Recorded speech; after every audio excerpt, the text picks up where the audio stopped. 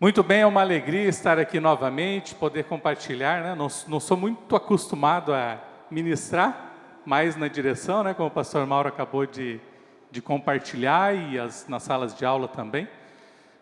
Mas ao mesmo tempo que dá um tremor, né? Quando nós somos desafiados, nessa semana o pastor me desafiou a poder compartilhar com você esta palavra, também há uma grande responsabilidade, porque o que nós trazemos, o que o Senhor traz aqui, né, nesta plataforma e nesse púlpito, nós precisamos entender que é algo de grande responsabilidade, que é algo muito precioso e que é algo que precisa ser um alimento sólido para as nossas vidas. Amém?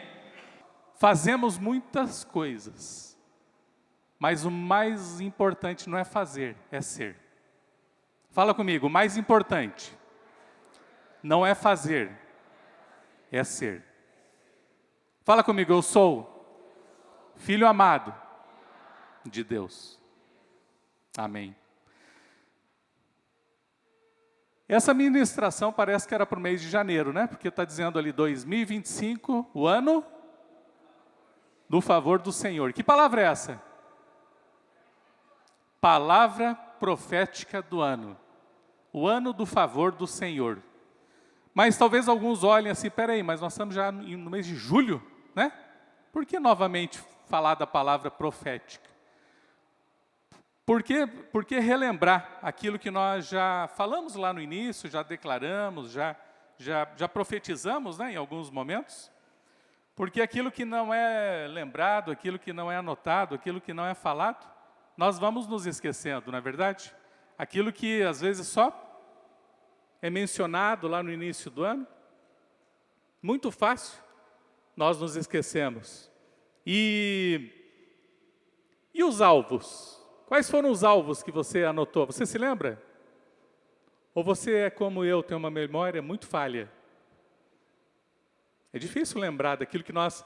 Aliás, é difícil lembrar daquilo que nós fizemos, às vezes, semana passada. Às vezes é difícil lembrar o que nós fizemos ontem. Mas a cada ano, a cada início de ano, nós trazemos aqui palavras, né? Para nós entendermos aqui quais serão os alvos para 2025. Alvos pessoais, alvos profissionais, alvos ministeriais, alvos familiares. E quais desses alvos você já alcançou? Se você nem se lembra quais eram os alvos, quem dirá se já alcançou ou não, né? Brincadeira, né? Alguns eu tenho certeza que já alcançaram em nome de Jesus. Outros eu profetizo que alcance até o final do ano em nome de Jesus. Mas nós estamos chegando aqui na nossa timeline de 50%. Nós estamos entrando aqui exatamente na metade do ano. E eu creio que como nas empresas, nos negócios, né, nós fazemos uma avaliação daquilo que foi realizado durante um determinado período. O primeiro semestre terminou, gente, vocês acreditam? Vocês acreditam que passou já o primeiro semestre de 2025? Mas que está iniciando um novo semestre na sua vida? Que está iniciando um novo período, novas oportunidades para que esses alvos que talvez você estabeleceu lá atrás se concretizem ainda neste ano em nome de Jesus? As coisas diante do Senhor se fazem novas, mas você precisa crer nisso, você precisa tomar posse daquilo que está nas suas mãos, daquilo que o Senhor tem colocado e que nós mesmos colocamos diante do altar, diante do Senhor. Porque os alvos nós colocamos, não é assim? No início do ano nós somos desafiados a anotar esses alvos. Provavelmente durante o ano outros alvos surjam, depois que nós vamos atingindo alguns, ou outros alvos surjam a partir do momento que alguns desafios, alguns problemas são identificados na nossa vida. E tudo aquilo que não é anotado, tudo aquilo que não é escrito, tudo aquilo que nós não visualizamos com frequência, é facilmente esquecido. Por isso que nós estamos, né? Vai faltar parede para anotar tudo aqui, não é brincadeira. Nós temos anotados aqui em algumas paredes, algumas coisas importantes na nossa caminhada. Além da nossa caminhada, né? De nascer, crescer, amar, servir, pertencer, receber, celebrar e repartir. Nós temos lá atrás uma árvore, lembra daquela árvore da família? Olha lá para trás, hashtag Somos Família. Se você passou pelo Conexão, o nome da tua família está lá. Amém? Você é conectado a essa família? Então teu nome está lá. Você está sendo enraizado cada vez mais nessa família? Amém. Uma outra parede nós temos visão, missão, propósito, identidade, para onde esta casa vai seguir, o que nós desejamos.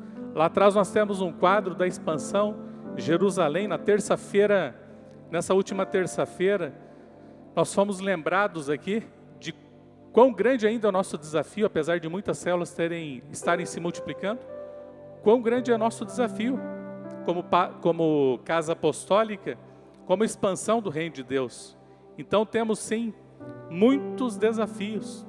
Além disso tudo estar nas paredes para que nós lembremos, também está lá no nosso aplicativo. Se você por acaso não acessou o seu aplicativo nessa semana, acesse. Tem muitas informações, as ministrações que são realizadas aqui, a agenda daquilo que vai acontecer na igreja. Essa é uma igreja viva, dinâmica, está em movimentação constante. Então, através desse aplicativo também você pode se atualizar diariamente, semanalmente. E como igreja, no ano do favor do Senhor, nós temos buscado como pastores, como líderes, como discipuladores, né? Nesse que é o ano do favor do Senhor. Primeiramente, contar realmente com o favor do Senhor para a nossa vida, para a nossa liderança, para esta casa, para a sua família.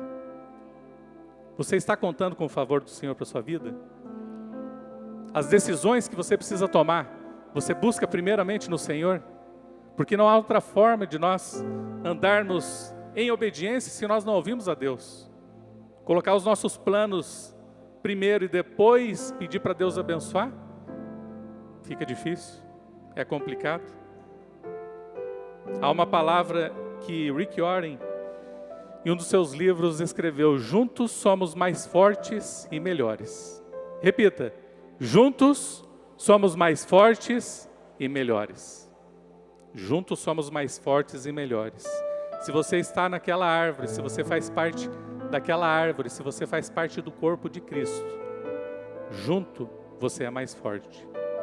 No último encontro de homens, nos últimos encontros, nós reforçamos muito isso, né? Corajosos também. Não ande sozinho. Não ande sozinho. Ande junto com alguém.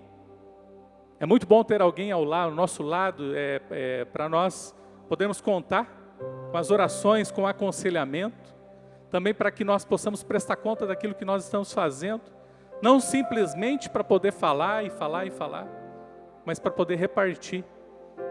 O fardo se torna mais leve quando nós estamos andando com alguém. Nós estamos aqui numa noite de comunhão, uma noite de memorial ao Senhor através da Santa Ceia. E eu queria compartilhar com você 1 Coríntios capítulo 11. Abra sua Bíblia, 1 Coríntios capítulo 11.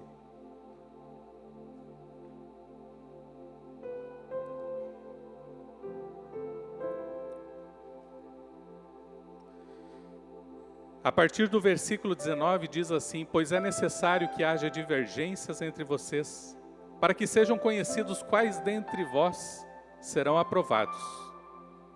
Quando vocês se reúnem, não é para comer a ceia do Senhor, porque cada um come sua própria ceia sem esperar pelos outros. Assim, enquanto um fica com fome, outro se embriaga.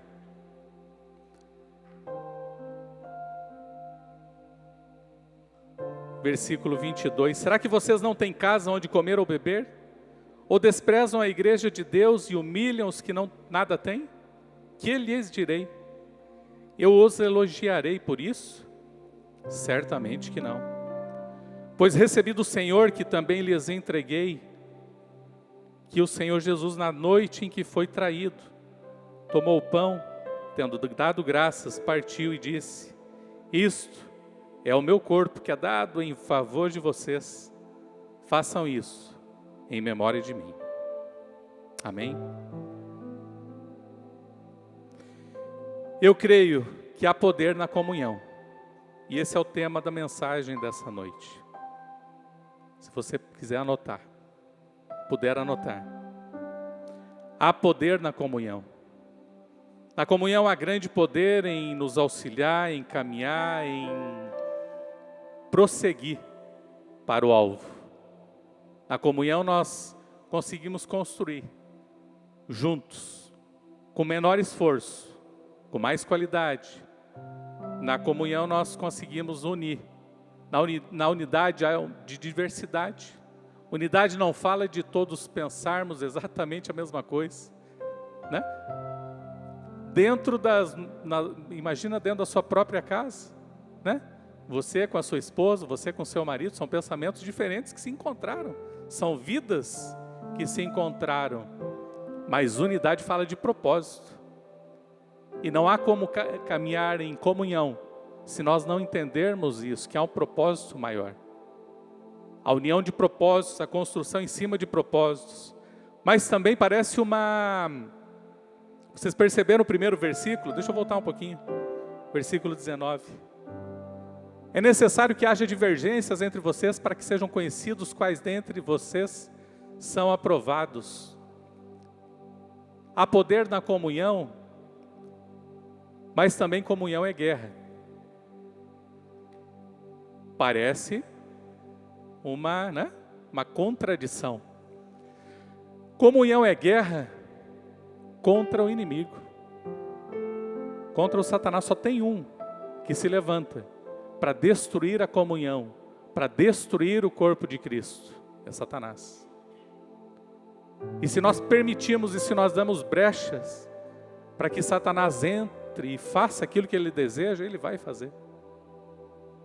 E eu queria compartilhar com você algumas armas, 4 armas, tem muitas outras, né? 4 armas que você precisa estar cravadas na sua mente e no seu coração, para que essa guerra que Satanás deseja estabelecer, não seja contigo. Satanás é um destruidor de família, Satanás é um destruidor de casamentos, Satanás é aquele que veio para matar, roubar e destruir. A primeira arma é o sangue de Jesus. Nós acabamos de louvar. Todas essas armas que eu vou compartilhar, nós já louvamos, então nós já conhecemos. Sangue, ele simboliza a morte, sangue, ele simboliza a guerra, mas na ressurreição de Cristo, sangue, ele simboliza a nova e eterna aliança. Crer na ressurreição e que Jesus derramou seu sangue por nós, ele deve gerar temor, deve gerar compaixão, deve gerar misericórdia, deve gerar graça, deve gerar cuidado pelas vidas, compreendendo que o amor de Deus é incomparável. Incomparável. Sabe, quando o Senhor me trouxe essa palavra nessa semana, Ele trouxe ao meu coração que nós não somos perfeitos, obviamente. Aqueles que estão na igreja estão passando por um processo de tratamento. Como nós acabamos de ler, nascemos, crescemos, amamos e assim por diante. Mas o que tristemente, às vezes nós constatamos, é que alguns estão brincando de fazer parte do corpo de Cristo. Sabe, querido, essa palavra falou comigo. Muitas vezes nós estamos brincando de ser cristão. Não é brincadeira. Aquela cruz, o preço foi altíssimo. Foi altíssimo. Foi altíssimo. Não é brincadeira. Nós falamos muito do amor e da graça de Deus e glória a Deus que nós recebemos isso. Mas nós precisamos levar isso a sério. Sabe, não há nenhum problema, nós vamos cair, vamos pecar. Mas é preciso haver dentro de nós um coração conforme o coração de Davi, que a Bíblia tanto fala. Como que Deus chamou Davi, um homem segundo o coração de Deus. Davi nunca pecou? Davi nunca errou? Davi nunca tropeçou? Nunca falhou? Sim. Mas alguém segundo o coração de Deus, ele demonstra e produz frutos de arrependimento no primeiro momento em que ele é confrontado e que ele entende que ele entristeceu a Deus. E se nós não entendermos que a cada passo que nós damos, fora da nuvem de obediência de Deus, nós estamos não só entristecendo a Deus, mas nós estamos brincando com aquilo ali. Brincar com aquilo que foi a maior expressão do amor de Deus. Ele entregou a vida do Filho dele, por mim e por você.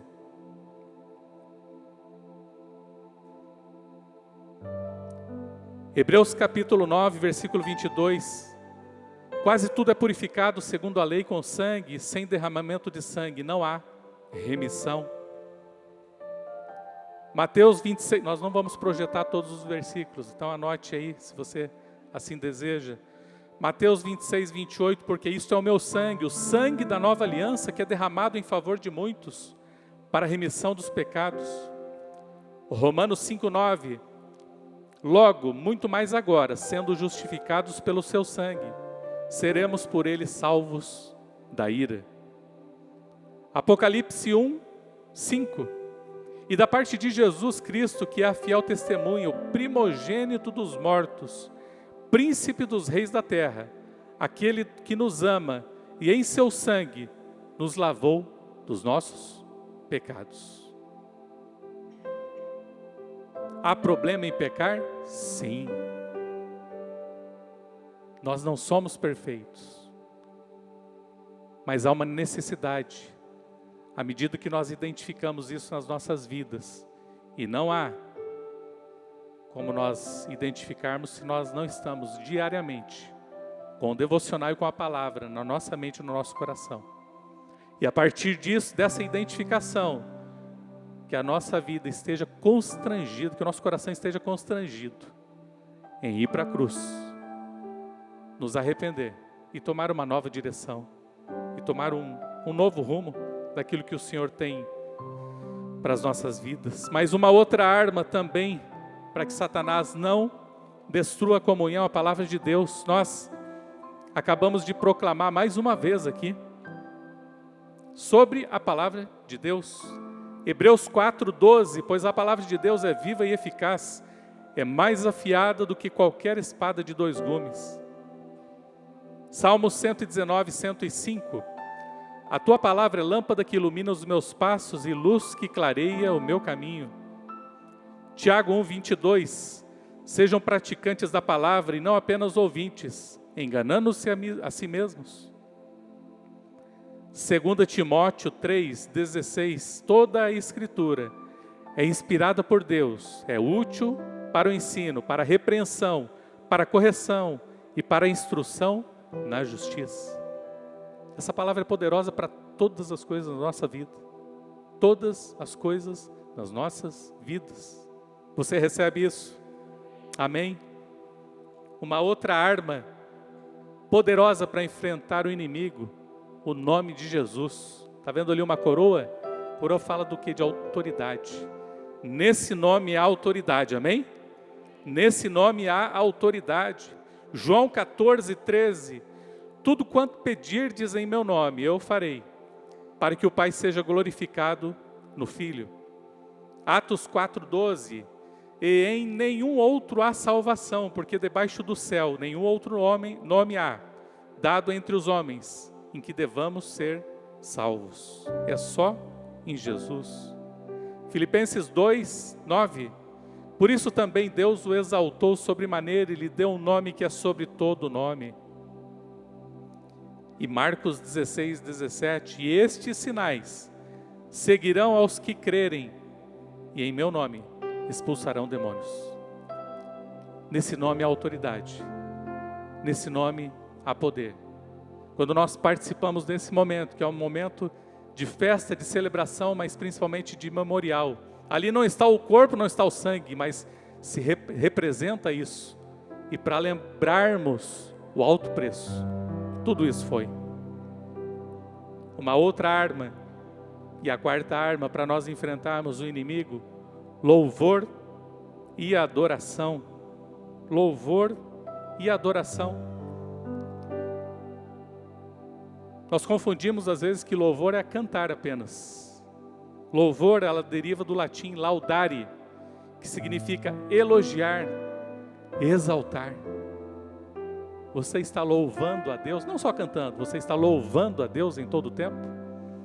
A sua vida expressa esse louvor, a nossa vida tem expressado esse louvor a cada dia?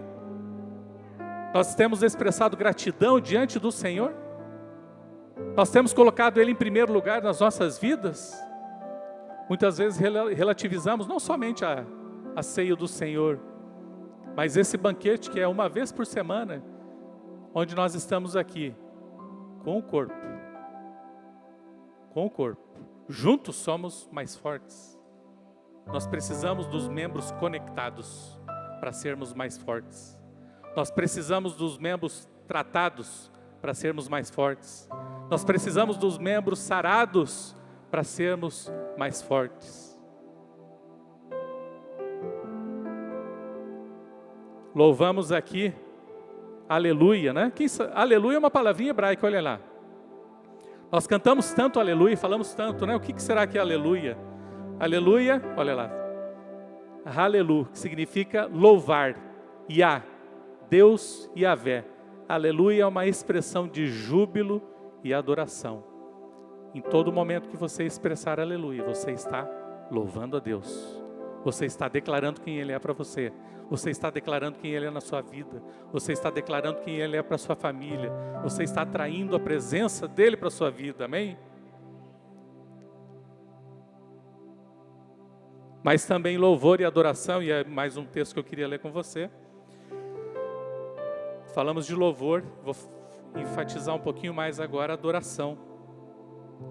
Mateus 4 diz assim, do 8 em diante: Depois o diabo levou a um monte muito alto, mostrou-lhe todos os reinos do mundo e o seu esplendor, e lhes disse: tudo isso lhe darei, se você se prostrar e me adorar.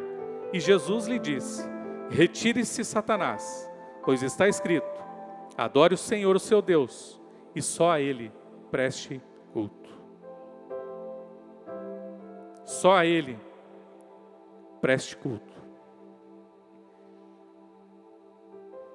Muitas vezes o poder tem nos tirado o primeiro lugar de Deus na nossa vida.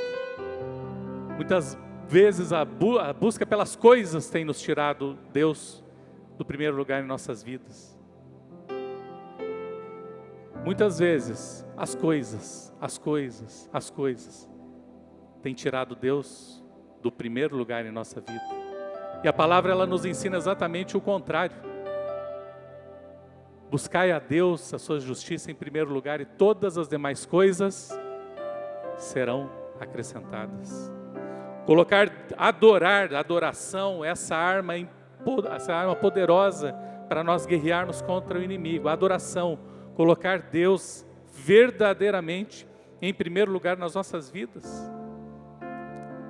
Mateus 6,33, né? Busquem, pois, em primeiro lugar Deus e a sua justiça, e todas essas coisas serão acrescentadas. Então, entendendo o poder da comunhão, nós falamos, né? Há poder na comunhão, mas também o inimigo não quer que essa comunhão seja estabelecida, e muitas vezes damos brechas para que isso acabe se desmoronando. Mas eu queria fazer uma outra pergunta para que você refletisse. Como nós temos compreendido e compartilhado o corpo e com o corpo de Cristo? Vou repetir. Como temos compreendido e compartilhado o corpo e com o corpo de Cristo? Se nós somos corpo, pensa você agora no teu corpo, né? Pastor Mauro orou aqui profetizando cura sobre enfermidades. Você tem aí os seus órgãos, todo o seu corpo, né? O teu coração, a circulação, o sangue. Se algum desses componentes, algum desses membros aí do teu corpo está com alguma enfermidade, você consegue isolar isso do corpo? Não? Pois é.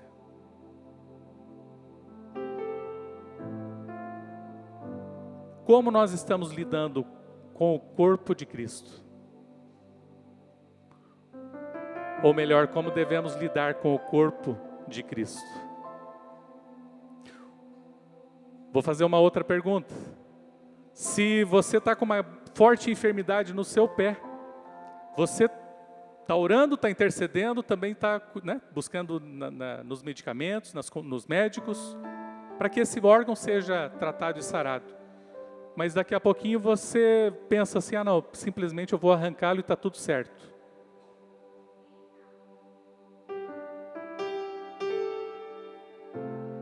Como temos compreendido, compartilhado o corpo e com o corpo. Eu e você somos o corpo de Cristo. Olha para a pessoa que está do seu lado. Eu não faço muito isso não, mas eu vou fazer agora. Olha para a pessoa que está do seu lado e diga: eu e você somos o corpo de Cristo. Fala de novo: eu e você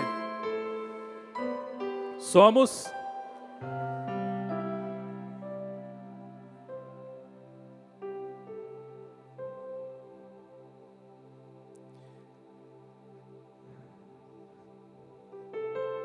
Unidade na diversidade, já falei isso no início. Nós somos criação exclusiva, filhos amados de Deus. Ou seja, é totalmente natural que às vezes alguns conflitos sejam estabelecidos. Né? Totalmente natural que às vezes até alguns entraves são estabelecidos. E às vezes olhe para dentro da sua casa, não precisa vir para a igreja, olhe para dentro da sua casa. Nós vamos amadurecendo, buscando cada vez menos conflitos com a esposa, com o marido, amém?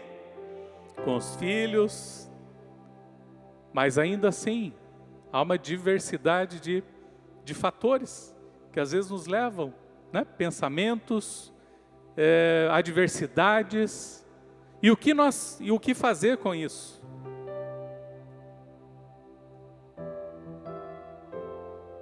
Quais as atitudes que nós devemos ter com o corpo de Cristo? Primeiro, reconhecer as necessidades uns dos outros. Qual é o estágio que o meu irmão ou a minha irmã está na caminhada cristã?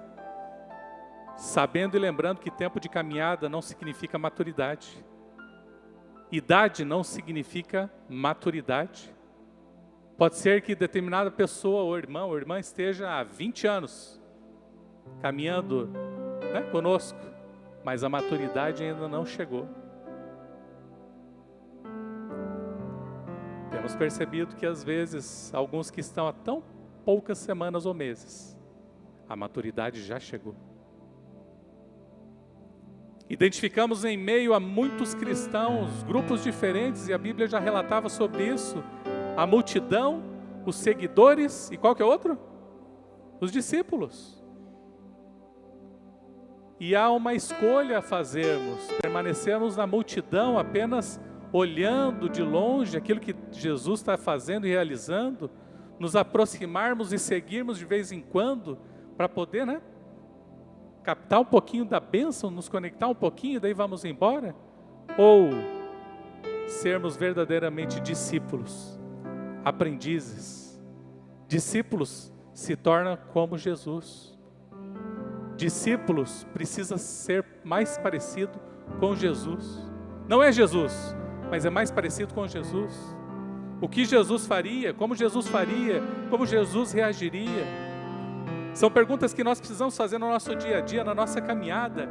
A palavra de Deus diz lá em Mateus, o grande comissionamento: ide, pregai, batizai. O ide, o que é o ide? Indo. Enquanto nós estamos indo, nós vamos fazendo. Enquanto nós estamos caminhando, nós vamos fazendo. Mas o mais importante não é fazer. O que nós falamos no início? O mais importante é ser. Quem nós somos diante de Deus. Lá em Gênesis, quando Adão e Eva pecaram, Deus se aproxima deles. Aliás, já estava ali, né? Ele é onipresente e diz: Adão, onde você está? E ele não queria saber em que lugar físico ele estava. Mas é mais ou menos assim: o que você fez, meu filho? Em outra versão, na minha versão, né? O que você fez? O que você está fazendo, meu filho? Mas na comunhão, na caminhada, nos passos, nós vamos reconhecendo as necessidades dos outros. Nós vamos entendendo as necessidades dos outros. Há um programa aqui chamado 30 Semanas. Nós vamos entendendo as nossas debilidades, as nossas enfermidades emocionais que precisam ser restauradas. E a partir do momento que nós vamos nos conhecendo, nós também vamos conhecendo o outro. Se você não participou ainda, participe no próximo ano, no próximo estágio. Tem alguns que já estão no 3º ciclo. E o Senhor está tratando, o Senhor está curando, amém? Quem está no 30 Semanas aqui? Está sendo bom? Amém. Amém. Outra atitude com o corpo de Cristo: comprometer-se uns com os outros. Comprometer-se em quê? Em amar. Amar não é um sentimento, é uma decisão. Então mesmo talvez com aquele irmão esquisito, olha do teu lado, e tem algum irmão esquisito do teu lado, hein? Mesmo que ele seja meio esquisito, fala para ele assim: meu irmão, mesmo você sendo esquisito, eu te amo.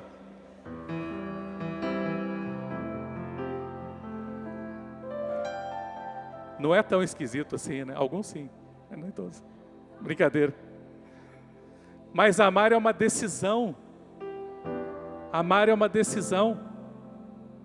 Aquilo que o outro fez, fala dele. E nós não estamos numa cadeira, Deus não nos chamou para sentarmos numa cadeira de juiz. Só há um justo juiz. Há as alçadas para serem tratadas caso a caso. Então essa palavra é para você, não é para o irmão esquisito, tá? É para você. Foi para mim, agora é para você. Deixa o irmão esquisito aí ser tratado também. Então amar como uma decisão, orar por ele, mesmo estando em lados opostos, ou seja, em contradição, em conflito, em dificuldades, continue orando para ele, para que ele seja abençoado, para que o Senhor continue tratando a vida dele, porque ele não é o pecado dele, ele é filho amado de Deus como você. Nós somos criação do Senhor, nós somos filhos amados do Senhor. A mesma graça e o amor que nos alcançou também alcançou ele. Estando em lados opostos, sabendo que nós precisamos estar com todos os nossos membros saudáveis, também é uma responsabilidade. Agora eu vou usar o irmão esquisito, né? Eu já usei isso. Mesmo com esse irmão esquisito do teu lado, você, sabendo algo que aconteceu, fale diretamente com ele. Não saia fofocando, com mimimi, com tititi. Porque o confronto, a verdade, a luz, ela expulsa trevas. A verdade em amor. Já vamos falar sobre isso. Confronte. Por quê? Porque esse membro pode ser eu. A palavra de Deus diz: cuide-se quando está de pé, para que não venha a cair. Então o Senhor falou comigo primeiramente, né? E eu preciso do amor, eu preciso da misericórdia do meu irmão sempre. Mas eu preciso entender e reconhecer que eu preciso voltar. Se eu estou afastado, né, da nuvem de obediência do Senhor, eu preciso voltar. E naquilo que nós entendemos como membro, esse membro precisa ser tratado, nós também precisamos tratar uns aos outros. Uns aos outros. Às vezes precisamos recorrer à UTI. Tem algumas UTIs aqui, né? A UTI do discipulador. Discipulador, às vezes você atende a alguns casos cabeludos. Amém? Às vezes precisamos recorrer aos pastores, colegiado de pastores, às vezes tem alguns casos aí cabeludos para resolver. Às vezes. Como nós estamos tratando esse corpo de Cristo? Filhos amados serão sempre amados, cuidados, disciplinados. O Pai se alegra com arrependimento, com mudança de atitude, com posicionamento e principalmente com frutos que demonstrem este arrependimento. Na comunhão, nós devemos nos comprometer, pois estamos ligados a um só corpo como membros de uma mesma família. Uma outra atitude com o corpo de Cristo, respeitar uns aos outros. Na mente e no coração de cada irmão, na mente e no coração de cada pessoa, às vezes um iceberg, às vezes inconscientemente, de feridas que não foram tratadas. Eu acabei de falar aqui do 30 semanas, né?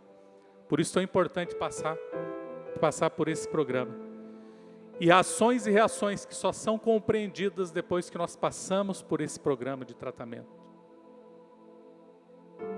Porque esse programa, eu estou dando um exemplo de um programa, né? Podem ter outros, mas este é o que está na sua casa, à sua disposição. Quando nós identificamos, às vezes você também tem um aconselhamento, está no atendimento com psicólogos, também nós temos aqui. E muitas vezes nós precisamos, para mexer naquela ferida do nosso corpo físico, para tratar aquela ferida, precisa aprofundar um pouquinho. Não adianta eu só passar na casquinha assim por cima. Tem que aprofundar, tem que mexer. Os encontros também nos ajudam nisso, nos ajudam nessa identificação, e não só na identificação, mas no tratamento e na cura. Então, na comunhão, nós precisamos sim aumentar a nossa compreensão. E precisamos também ser compreendidos e ser respeitados em alguns desses pontos. Uma outra atitude com o corpo de Cristo, apoiar uns aos outros. O que é o apoiar uns aos outros? É dar o suporte no momento de fraqueza, no momento de debilidade, no momento de dificuldade. Vou repetir, nessa caminhada nós não fomos chamados para andar sozinho. Hombridade fala de andar lado a lado, ombro a ombro. Discípulo com discipulador. Compartilhar, prestar contas no sentido de ser transparente e disposto ao tratamento de Deus para as nossas vidas. 1 Pedro capítulo 1, versículo 19 diz assim: meus irmãos, se alguém de vocês se desviar da verdade, alguém o trouxer de volta, lembre-se disso. Quem converte um pecador do erro do seu caminho, salvará a vida dessa pessoa e fará que muitíssimos pecados sejam perdoados. Na comunhão somos apoiados e devemos apoiar. Como estamos nos relacionando com o corpo? Uma outra atitude com o corpo, acertar as contas um com os outros. E o que é acertar as contas? É tratar a situação, é não colocar por baixo do tapete, é não ir empurrando vou falar de 30 semanas de novo. Tem um grupo lá que se chama o grupo da procrastinação. Só vai empurrando. Só vai empurrando. E o que acontece? Esse negócio vai se tornando uma bola de neve de problema. Porque não acertou as contas. Não tratou. Não deu um encaminhamento para aquilo que precisaria ser tratado. Você prefere tratar ou fugir do problema? Adão preferiu se esconder.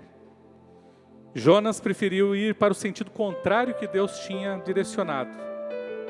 Mas Abraão aceitou a direção, Moisés reconheceu a voz, Josué foi forte e corajoso e alcançou a terra prometida, enfrentando as adversidades, mesmo que a voz da maioria dos espias, dos seus conselheiros, diziam notícias negativas.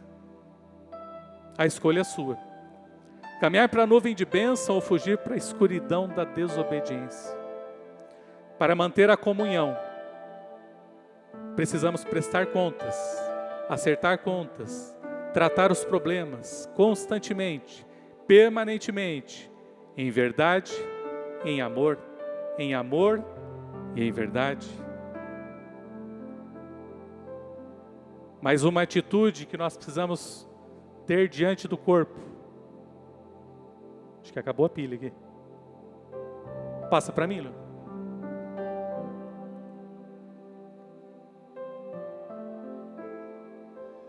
Eu já estava perdendo a paciência, não, brincadeira. Ser paciente uns com os outros. Como é que está o teu nível de paciência?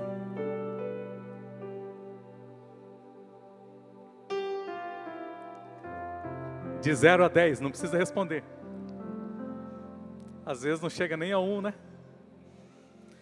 Uma das virtudes que o Senhor desenvolve em nós, colocando situações difíceis, em que temos que contar até 10, até 100, até 200, mas com domínio próprio, com paciência, nós desenvolveremos essa comunhão. Amém? É no Senhor, é nele que nós precisamos desenvolver cada uma dessas atitudes. Outra atitude para com o corpo de Cristo, ser honestos uns com os outros, agindo sempre na verdade. Ser honestos uns com os outros, agindo na verdade. Grande parte dessa ministração está com base nos livros de Rick Warren. Juntos Somos Fortes. Esse é um dos livros. E um outro livro chamado Uma Vida com Propósitos. Para quem tiver a curiosidade, pode ler, pode buscar, né? Mas principalmente na palavra do Senhor. E com base nesses passos e nessas atitudes, é que Rick Warren tem um ministério tão relevante, né? Para aqueles que conhecem, aqueles que são mais dinossauros como eu conhecem, né? Esse nome. Sendo honestos uns com os outros, quem anda com Jesus abomina a mentira. Quem deseja ir ao Pai tem que ser na verdade. Quem busca relacionamento com Deus, se não for na verdade, se engana a si mesmo. O pastor Carlito Paz, Liderança que Prevalece, nós estamos fazendo, tem um grupo aí fazendo o curso IP Teologia comigo, né? Estamos juntos nessa jornada. E o primeiro módulo foi Liderança Cristã. Um dos livros dele, Liderança que Prevalece, falou muito ao nosso coração. E uma das frases que ele diz: sustente o seu caráter e ele sustentará você. Fala comigo, sustente o seu caráter e ele sustentará você. João 4:24, Deus é Espírito e é necessário que os adoradores o adorem em Espírito e em verdade. João 14:6, respondeu Jesus, eu sou o caminho, a verdade, a vida, ninguém vem ao Pai a não ser por mim. Jesus é a verdade e é por essa verdade, é nessa verdade que nós precisamos caminhar. Quem vive na verdade vive livre, quem vive na mentira vive aprisionado cada dia mais. João 8:32, e conhecerão a verdade os libertará.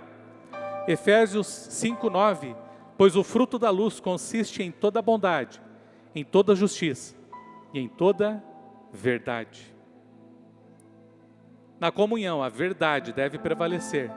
A luz deve sobrepor tudo aquilo que estiver oculto.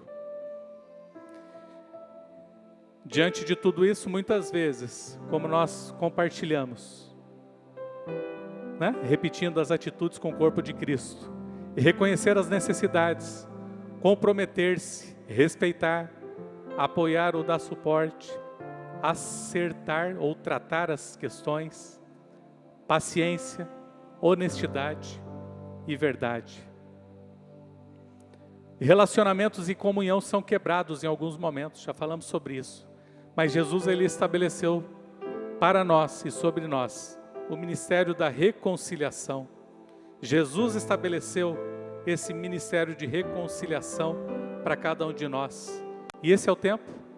E esse é o tempo de nós avaliarmos a nós mesmos, ao nosso coração, como está a nossa vida diante de Deus. 1 Coríntios 11 diz assim, 1 Coríntios 11:20, quando vocês se reúnem, não é para comer a ceia do Senhor, porque cada um come a sua própria ceia. sem esperar pelos outros. O que é o sem esperar? É olhar somente para si. É estar preocupado somente com o eu. E certamente, além de Satanás, né? Nós vimos que as guerras surgem em grande parte de brechas que damos a Satanás. Mas muitas também surgem do nosso egoísmo, de olhar somente para nós mesmos. Então, como eu falei no início, essa palavra não é para o meu irmão esquisito que está do meu lado, que não é o Jesus Carlos. Não é para o seu irmão esquisito que está do seu lado. É para você, é para mim. Receba em nome de Jesus. E finalizando aqui, se a equipe de louvor quiser se posicionar. 7 passos para restaurar a comunhão. 7 passos para restaurar a comunhão. Fale primeiro com Deus, antes de falar com qualquer um, que você precisa acertar as contas. Tome a iniciativa, guarde o coração quanto aos sentimentos envolvidos, confesse e peça perdão por sua falha e o pecado no relacionamento, invista contra o problema e não contra a pessoa.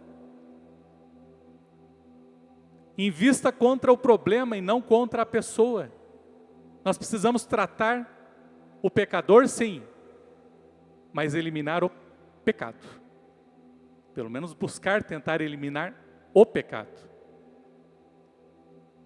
Nós não somos perfeitos, nós estamos suscetíveis a alguma queda. Nós estamos suscetíveis a cair. E eu peço ao Senhor sempre, a cada dia, que tenha um amigo, um discipulador, um pastor, alguém que possa me confrontar naquilo que eu estou errando, para poder começar a acertar.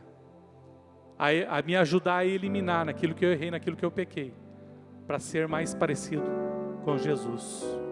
A entender aquilo que foi compartilhado no início, que andar com Jesus não é brincadeira. Estar no corpo de Cristo não é brincadeira. É honra, é graça, é amor, é privilégio. E nós precisamos levar isso a sério. Invista contra o problema e não contra a pessoa. A maneira, 6º, verdade com amor, não saia vomitando, já falamos sobre isso. A maneira como falamos é tão importante quanto aquilo que falamos. Vou repetir. A maneira como falamos é tão importante quanto o que falamos. Haja com sabedoria. Coopere para estabelecer a paz. Haja e somos chamados a sermos pacificadores. E por último, 7, né? Priorize a reconciliação e depois a solução. Dê ênfase sempre à reconciliação e depois a solução. A reconciliação se atém ao relacionamento. A solução se atém ao problema. Em muitas situações seriam simples, talvez, né? Tratarmos e resolvermos problemas. Eu estou falando como igreja, mas pode ser na sua família, na sua casa, na sua empresa, na sua escola. Entenda todos esses princípios que nós compartilhamos hoje. Nós estamos falando no contexto de igreja, mas serve para qualquer contexto de relacionamento na sua vida. Os mesmos passos, a mesma forma de caminhar e de agir. A Bíblia, ela é manual não só para aqui dentro da nossa casa, pelo contrário, é para a nossa vida. Dê ênfase primeiro à reconciliação. Quando nós conseguimos atingir essa reconciliação, nós conseguimos novamente sentar à mesa para poder buscar a solução do problema. É difícil, sem ter a reconciliação, chegar diretamente à resolução do problema. E ainda que a resolução do problema chegue, como nós temos agido com o corpo de Cristo? Último texto que eu queria compartilhar com você, Colossenses capítulo 3, versículo 12 e 17. Eu vou pedir para a equipe também da ceia já se posicionar. Colossenses capítulo 3, versículo 12 e 17.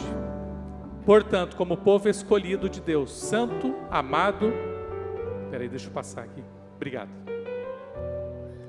Santo, amado, revistam-se de profunda compaixão, bondade, humildade, mansidão, paciência.